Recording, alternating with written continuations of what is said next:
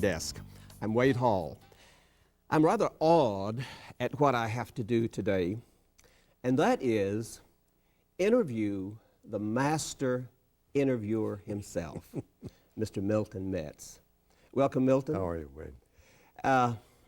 You are a master interviewer. You've been at it a long time, and you're officially retired now, aren't you? No, I just... Oh, you're not officially retired? No, I'm you're not, just not even semi... Not even semi-retired? Officially. What happened was that first of all, thank you for your nice words about interviewing. I am a student of interviews, and I like interviewing very much, and I especially like interviewing show people. Mm-hmm. They're often narcissistic, you know, but that makes them interesting, So do you too. stroke them a lot when you interview them? Well, when you meet show people, the highest compliment you can pay them is to know their work and know what they do. That's true for any subject, though, isn't it? Yeah, it's true. Writers in particular. And try not to ask stupid or cliche questions. But no, what I've given up after 3 decades is my nighttime talk show on 84 WHS. But I have a new assignment, and I do. Now I can live like the rest of you do, have nights off. That's right. I can do domestic work for my wife. I can put my jammies on at 8 o'clock if I want to. But now I have a new assignment that is, commentary for the station. I love that. Yeah. I thought I would miss the nighttime talk show, but... Well, hundreds of thousands of people who knew you and know you through that Metz here on WHAS radio. What are they doing now, Milton? Well, I have a very nice replacement in Joe Elliott, and I'll tell you, there has been a marked proliferation of talk shows. Yeah. My joke is that, my mailman is starting a talk show next week, and it's only half in jest. Everybody has one. But you were one of the pioneers. Well, I think so. That was good. In many ways, it helped me because there was no particular standard. Yeah. And nobody knew anything about it at our station, so there was no pressure on me when I started 30 years ago doing a talk show. So I could give it my own imprint, for good or bad. It's so, because it lasted, that was evidence that it wasn't boring people to death. No. And the management liked it, but what was great for me was that it gave me great freedom because there had been no path, no footsteps in the path of talk shows locally before that. Now, of course, there are many. Well, you're your own producer. Did you select your guests and your topics and About everything? 95%. I thought you did. Because we're a local station, and I would arrange for the guests. Now, I was always open to suggestions. My family was a great source. My joke was that I would read the label on a ketchup bottle and think, boy, will this make a good topic or not? Yeah. Well, you could make topics into interesting topics. Any topic can be made interesting. At least you could make it interesting. Not everybody could do it. You are a master at the talk show because here these people call in and you don't know what they're going to say, do you? No, you don't know what their agenda is. And they do have agendas often, don't they? Well, sure, because you may get a call from somebody who has nobody to talk to, a lonely person, and this is their only outlet. You may have a spouse who is only faced with somebody reading a newspaper across the way and not interested in that. You may have somebody who's mad, angry about something and wants to get it off his or her chest, or somebody who has telephonitis. And then there are people who are genuinely interested in the topic. So you don't know what the agenda is. My comment is that when you do ad-lib radio, and that's what a talk show is because you don't know it, you have every chance, every time you open your mouth, to make a jackass out of yourself. Because you have no printed script. Yeah, right. What makes a good talk show host? What qualities make? I could just describe you and have my own answer, but you you tell me. I know patience. You have to be patient, don't you? You have to be, first of all, you have to, if you're going to pick a subject, you have to be discerning in your subject. So you have to do a lot of reading. I mean, whatever is current. I mean, if it's a foreign involvement, if it's a tax issue, if it's some violence somewhere, you have to be current on topics. You have to be a good listener, Wade, as you know as an interviewer yourself. Because I have 10 commandments for that on my desk and my wall, and one of them is listen. Listen. Listen. A lot of interviewers are so anxious to ask the next question that they don't hear what has been said beforehand. And I had a little different approach. I mixed most of today's talk shows are about inflammatory issues, something that's arousing, either political or sociological or some sex kind of thing. Now, I was one of the pioneers to talk about sex in Louisville in a very frank manner, but I didn't hit it every night, and I didn't do serious stuff every night. I remember Barry Bingham Jr. was about, before his brother met his untimely death, was going to take over the electronic part of the Bingham Empire, a radio and TV station. And so, being the man he was, he came and sat in on my program for 5 nights in a row, spent all evening with me, just sitting in the control room. Now, here was the guy who owned, he and his father and family owned the whole business. And after the week was over, he'd come over and he said to me, Milt, why don't you do serious programs every night? Which was a good question. I mean, he wanted me to do national, he didn't want me to, but he wanted to know how. He never told me what to do. And I said, well, Barry, because not everybody likes serious subjects. I like I have an off-the-wall crew that talks silly and insults the audience in a friendly way. Or why don't men and women get along? Or how do you get a girl to like you? Some non-political subject. I said, some people like the serious, and so I like a mix. He says, I understand. And he never said anything about it. So 2 things about Bingham. 1, he was not intrusive on his employees. And If 2, you were doing a good job. Well, yeah, that's that true. you have to assume that. So. Yeah, you were. And he had confidence in your own judgment if you were doing all right. I guess if a person weren't doing a good job, then what he would do is say, well, we don't need you anymore. Well, or he would have someone else do it. Well, that's what I mean. Yes. Yeah. But that's the mark of a good manager. Anyway, isn't it? If you're doing a good job, then you should be left alone to do your good job. That is a good, in any, not only in radio and TV, but in any business, knowing when to keep hands off your employees. Right. But you did a lot of preparation for many of your subjects. I guess you couldn't do a lot of preparation for how can men and women get along better, or husbands and wives, or parents and children. I'd look at my own experience. That's what I say, except for your life along? experiences. Yes. But a lot of your topics required some research. And I know that sometimes you would quote from articles that you had read, so that sometimes to give some background to the subject. So you spent a lot of time on this. Yeah, there's never enough time to really study up on everything. So what you try to do is to be pretty conversant with what's going on. Read a couple of newspapers, get the New York Times, get a news magazine, listen, and then give your own spin to it.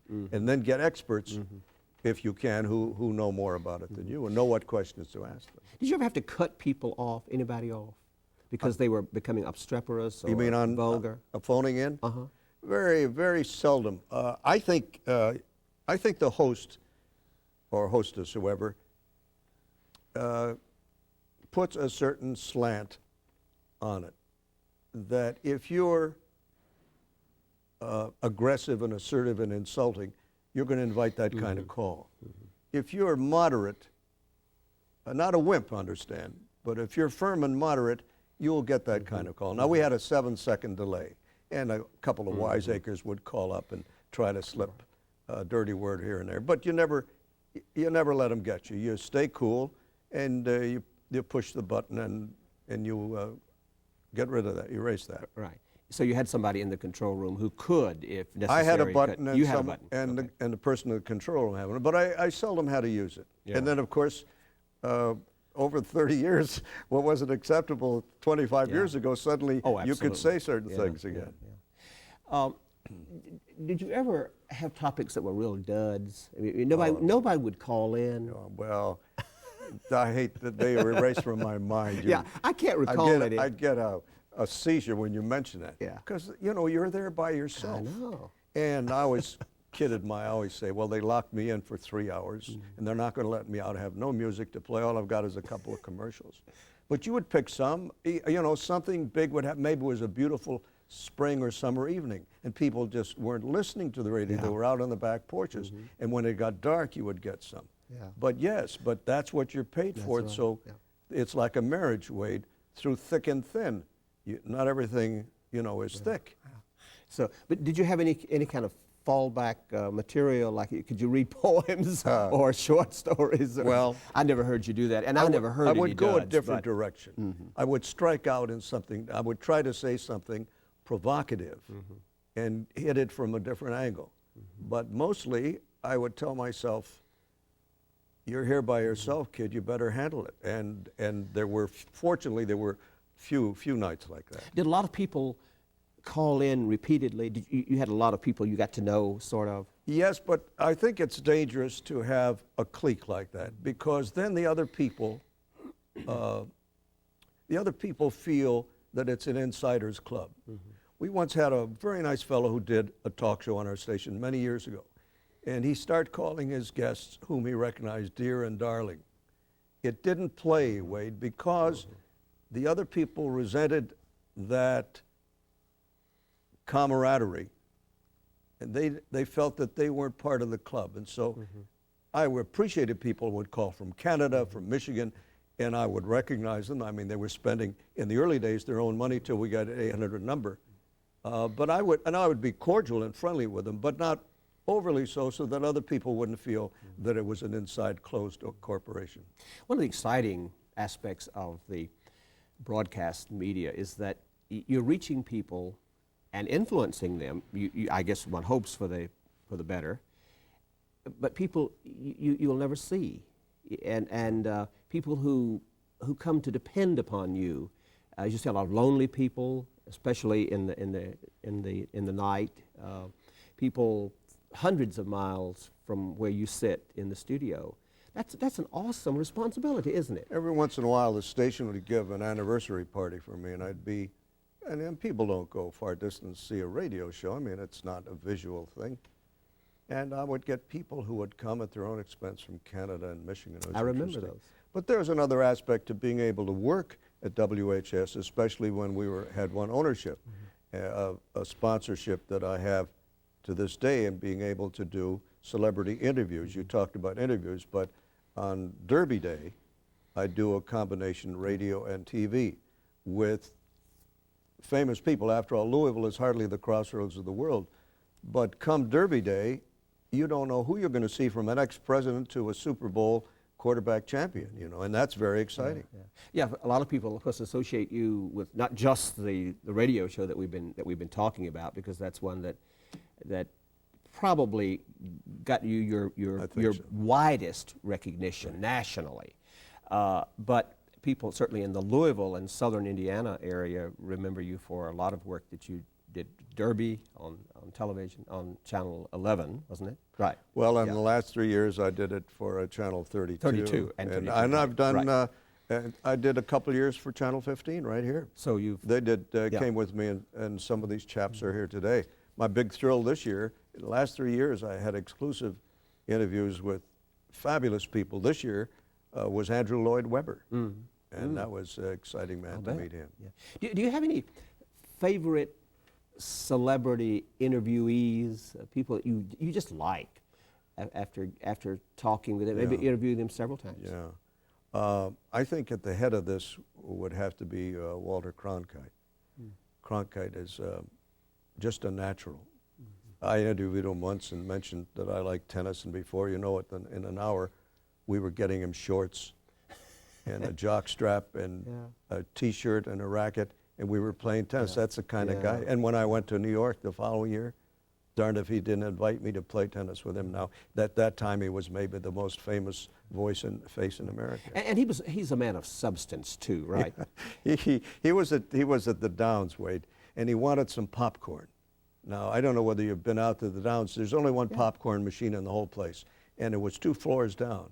Now, at this point, he was at the peak of his career, and he was really recognizable, and he didn't have the credentials to go down, and one of the producers said, "Here, Mr. Cronkite, take my identification," which was ridiculous, because Cronkite was Cronkite. It was like the Pope or the President. You recognize immediately. Who cares what he is? Yeah. So we go down there, and I said, I'll get you the popcorn, Walter. It was $1.25, He says, no, I'll go. Now, you have to see this scene, because he was the only grown-up. there were a bunch of 10-year-olds standing in line for popcorn. No adults were, and there in the middle, at almost 6 feet tall, was this famous journalist insisting on buying his own popcorn. I mean, he's a... What would you give for a photograph of that? Wouldn't that be a great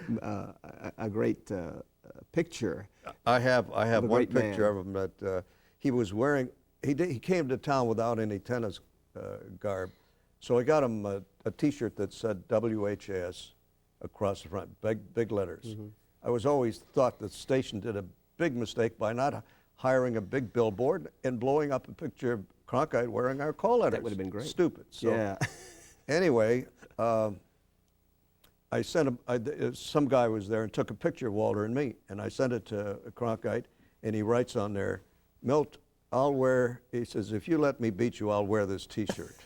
And it was just an amusing man. Well, now, tell me the truth. Is he pretty good? He's pretty good for an anchor person. For a little qualification there. Yeah. Tell me the truth. Are you pretty good? I'm pretty fair, yeah. Pretty fair? Yeah. You've played tennis life, all your life then, haven't you? Yeah, and I met so many nice people. You used to play with Joe Creason, didn't you? I played with Joe Creason the day he died. He was playing tennis with me. He's a wonderful man, and he was a man after your own heart. He was a real tennis bum like the rest of us. He would have, Creason, for those who may not remember him, was the great columnist for the Courier, that column that Byron Crawford now takes, also a good friend. And Creason was the kind of guy, Wade, who, if you called him when he had half a column in his typewriter and deadline coming saying, Joe, it's a great day, I've got a court, he says, what time? I'll be there. You know, Right. You got to love a guy like that. Yeah. And he was such a gentleman. We played 3 sets, and then he collapsed. But he waited until the game was over. You know, his the book of columns that came out before his death, he dedicated to. He said, all those people who have read my column and sent in material for it through these last so many years, he said, especially the woman who wrote, do you remember this dedication? She wrote, Dear Mr. Creason, I love your column because each one is better than the next. Better than the Better than the next. Like and that was a special dedication to her. What a great dedication. We're talking about celebrities, and you've interviewed your share of them, certainly, and I asked you to bring some photographs of some of them, and can we run through and you can tell me who they are? I think we'll recognize most of them. Yes, the man in the middle is Charlie Kuralt, who didn't like to be called Charlie, Charles Kuralt, who is holding one of his favorite beverages. He is not a teetotaler and a wonderful person, and always signs all of his autographs the same way. I've got one that's 10 years later than that, with warm wishes from an old friend. Yeah, very nice. But a delightful man. Yeah. Certainly, and he's what, retired or semi-retired? Yeah, he's working on a book now, and I miss him on Sunday morning, although he's got a good replacement. So are you going to do a book? I don't think so. I've been asked to do one, but I don't have any fancy ideas about of what I have to say. Well, have you tried it yet? You see, you don't know. You may have more to say than you think you do, Milt. You may owe it to us, Milt, to do one. But that's when you get old. You got so much left, so much living to do. Keep saying you write your memoirs after you've kind of finished living. When I you guess can't stand up you got a anymore. long way. Now here is a photograph with a couple of people. Well, I recognize you. Now let's see who the other people are. Now this was interesting. The November before the election, when Bill Clinton was just a candidate, he came to Louisville to be on the TV station in our building, Channel 11. And he wasn't scheduled to be on my program, but I was on the air at that time. And when he came down, he was in the lobby, was surrounded by his entourage and everything. And Senator Wendell Ford is a friend of mine. I motioned him in. He stayed with me a couple of minutes, and I asked him, would he please see if he could get candidate Clinton in. And there was an intern there who had a camera, took this picture. I'm on the other side of Clinton. That's a great I know picture. that woman That's is. a great picture. But he came in and he spent about 15 minutes on the phone-in show, which was, gave me a few points. What a thrill. Here's one of my favorites. Now, yes, this is a woman I've known for over 30 years. 5 facelifts, and 2 husbands. Yeah. A very clever woman, Phyllis Diller. Yeah. I'd played tennis with her. A wonderful person. with a great sense of humor and writes much of her own material. Very intelligent. A natural comedian. Yeah. She has a, you know, you don't learn to be that. She was do a that kind funny of humor. housewife before Roseanne Arnold ever thought about Oh, it. sure. That's where she came from. Didn't she used to come to Louisville to do, was it Paramount Pickles Yeah, she commercials? did, yeah, and even before that, she came from her Greenwich Village gigs, and then she did some commercials for Paramount. Now here's one of the best-known Yeah. faces of our time. Well, Jesse- two of the best-known faces of our time. Well, Jesse Jackson's a real case. He always has an agenda, and it's difficult to pry him loose from that. He wants to talk about what he wants to talk about. It is very forceful, and you see it can be very engaging. And very eloquent, Yes, I might add, too. yes. Very pleased to have him on. Oh, yeah. And then these are a little bit larger here. Here's This is an old pal and a man I'm an admirer of a great deal, Kaywood Ledford, who was up here for the Derby. He raises little horses, you know, in Kaywood, Kentucky. Isn't that a nice place if your name is Kaywood to live It's in Kaywood, wonderful, Kentucky? yeah. But I've been an admirer of his, both as a friend and as a professional. We did some programs together. well, Kaywood is a Kentucky institution, but so is Milton Metz. Thank you. And then here is somebody else that used to live in Louisville. And Yeah, Diane Sawyer was here. This was, I think, for the opening for the Kentucky Center for the Arts. And I was pleased. She asked me how to pronounce. She was going to dedicate the Baumhart Theater, and she didn't know whether it was von Baumhart or just Baumhart. And I said, well, just Baumhart. And then I had to ask her for my wife whose gown that was. Yeah. Oscar de la Renta, just for your information. Yeah. Well, she was a weather person, wasn't she? On which station was it? On LKY, I think. Was it WLKY? Yeah. Yeah. And she was pretty good, but I didn't know that Yes. she was going to go to such heights. And she went to the Nixon White House, and the rest, and she just got a $7 million contract. This is the day I was telling you about with Walter Cronkite. We were outside the Executive Inn. Right. It was such a beautiful day that we did the interview outside. And I liked him very much. If I say he's an old shoe, that sounds condescending, but he's the kind of a guy that is comfortable most anywhere. We like old shoes because they're comfortable and fitted for the job, right? Came here, went to Mr. Bingham's for Derby night, danced all night long, you know, like some young fella, and just a good guy. When I called him a man of substance a short time ago, I meant that, you know, he didn't just ask questions that were given to him when he was narrating a news story, but he had a background. He knew what the material was. He didn't have to be prompted. His big moment came when he told the truth about the Vietnam War. Right, exactly. And then this is Ned Beatty. Right. And that's his wife, Tinker, who was named after Tinkerbell and Peter Pan. That's a little trivia for you there. Yeah. And that's a man who was a butcher boy growing up, worked in the supermarket, almost gave up acting, and is now one of the most distinguished actors. Great actor. I mean, and a Louisvillian, yeah, of course. because he was in the movie based on the novel by my friend James Dickey. Deliverance. Because that's just one of many that people will remember him. Have you ever been in a movie?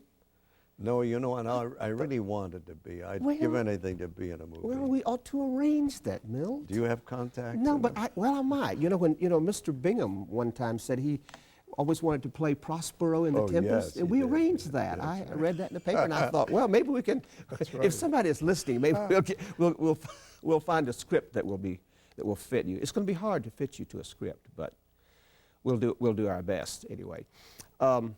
You've done so many things here in Louisville, Milton, like in addition to earning a living, those kinds of things,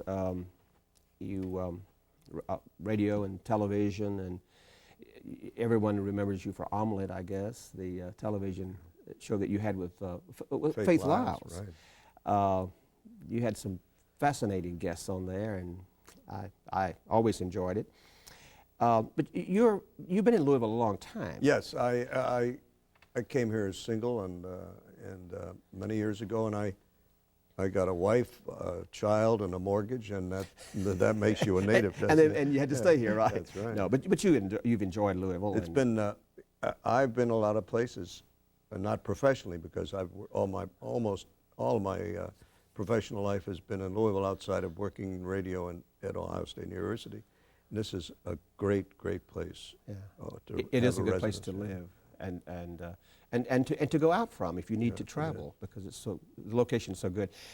You met your wife Miriam here? Right. Is she a native of Louisville? Yes, my wife is one of the few natives. I met her, contrary to all those jokes, on a blind date.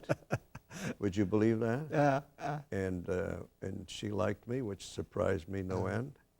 Well, it doesn't surprise me, but I think she was just yeah, but very choosy. When I told you about those topics I did, how do you get a girl to like you? I really wanted to know. and so you kind of used it on her, I guess. Well, it worked. And you have a son, Perry. What does Perry do? Perry is in the administration. He's of the Indiana University in Bloomington. He's assistant vice president there, and a nice fellow. He didn't want to go into the media? Well, he does.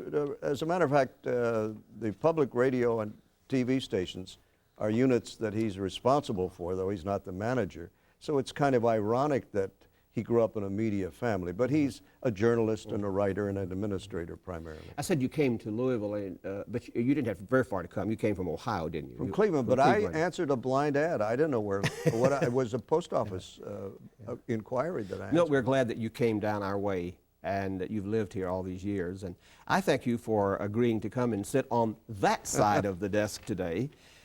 But more especially, I want to thank you for all the good words, the eloquent words that you have filled our airways with for many, many years. Thank you very much.